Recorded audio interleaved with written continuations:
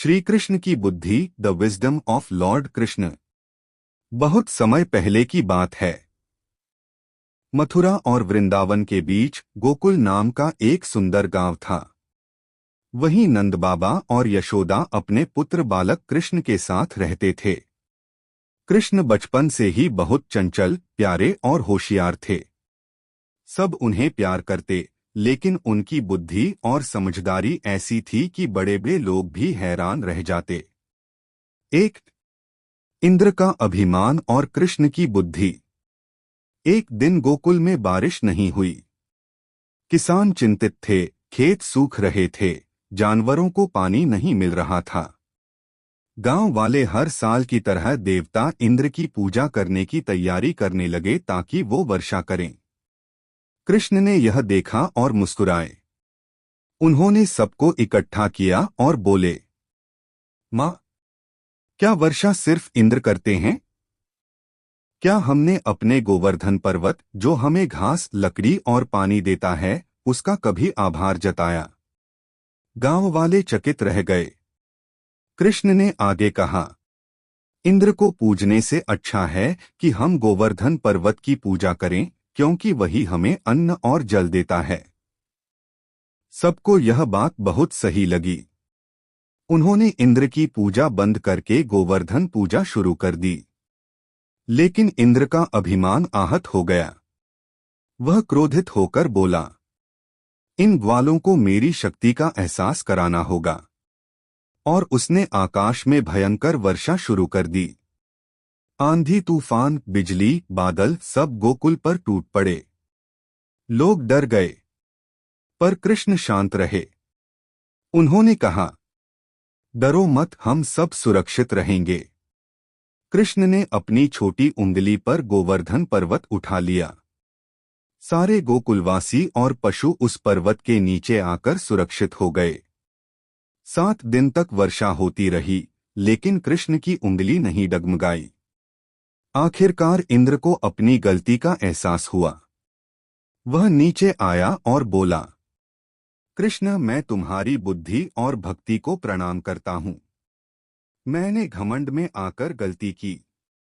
कृष्ण ने मुस्कुराकर कहा, अभिमान हर देवता या मनुष्य को अंधा बना देता है। सच्ची शक्ति विनम्रता में होती है। 2. श्री कृष्ण और उनकी चतुराई, मक्खन चोर से नीति गुरु तक।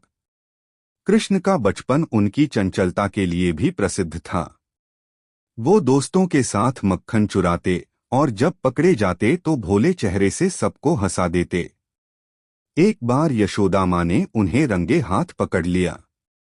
वो बोली, कृष्ण, तुम रोज मक्खन क्यों चुराते हो? घर में मक्खन की कोई कमी नहीं।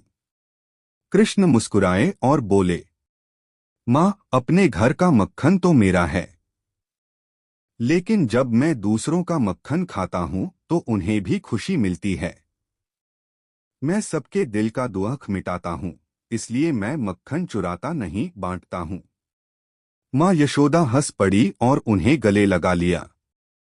कृष्ण की यही निर्मल बुद्धि और स्नेह हर किसी का दिल जीत लेती थी। 3. कंस का विनाश, बुद्धि से विजय का मार्ग। कृष्ण बड़े हुए तो मथुरा पहुंचे। वहां कंस नाम का दुष्ट राजा शासन करता था। कंस ने अत्याचार की हद कर दी थी। वह जानता था कि देवकी का 8वां पुत्र ही उसका अंत करेगा, और वही था श्री कृष्ण। जब कृष्ण और बलराम को मथुरा बुलाया गया तो कंस ने उन्हें अखाड़े में मारने की योजना बनाई। लेकिन कृष्ण ने अपनी बुद्धि और संयम से काम लिया। उन्होंने अखाड़े में कंस के सबसे बलवान योद्धाओं को पहले मनोबल से हराया, फिर युद्ध में भी परास्त किया। फिर उन्होंने कंस से कहा, राजा का कर्तव्य है अपने प्रजा की रक्षा करना, न कि उन्हें डराना। जो राजा अपने लोगों से प्रेम नहीं करता, उसका अंत निश्चित है। इतना कहकर कृष्ण ने कंस को युद्ध में पराजित कर दिया। इस प्रकार उन्होंने शक्ति नहीं, बल्कि बुद्धि और धर्म से विजय प्राप्त की। 4. श्री कृष्ण की सीख। कृष्ण ने जीवन भर यही सिखाया कि अहंकार से विनाश होता है, विनम्रता से सम्मान मिलता है। सच्ची शक्ति बुद्धि और करुणा में होती है। जो दूसरों का भला सोचता है वही वास्तव में ईश्वर के करीब होता है। कहानी से सीख, मोरल ऑफ द स्टोरी। बुद्धि और विनम्रता सबसे बड़ा धन है। जो इंसान अपनी शक्ति को दूसरों की भलाई में लगाता है वही सच्चा विजयी होता है।